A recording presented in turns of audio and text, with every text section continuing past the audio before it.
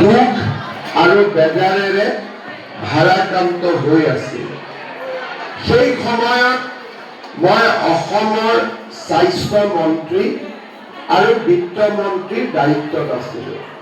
অৰ্থাৎ হস্পিটালত যিসকল ৰোগী আছিলে তেওঁলোকৰ দুখ আৰু বেদনাও মই অনুভৱ কৰিছিলোঁ।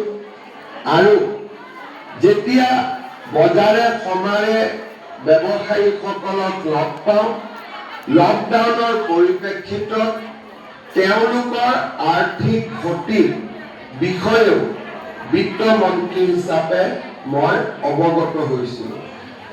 জীৱন আৰু জীৱিকা, আমাক জীৱন প্ৰথম প্ৰয়োজন নে জীৱিকা প্ৰয়োজন?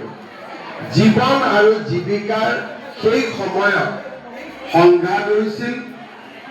বহুতে এসময়ত কৈছিলে যে মৰিলেও মৰিম, লকডাউন হ'ব নালাগে। এতিয়া বহক ওপৰত,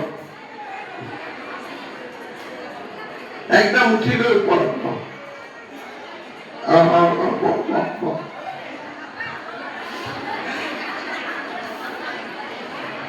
মই কেইটামান আপোনালোকক গুৰুত্বপূৰ্ণ কথা কম, সকলোৱে মন দি শুনিব। তেতিয়া কিছুমানে কৈছিলে যে লকডাউন নালাগে, আমাক জীয়াই থাকিব দিয়ক।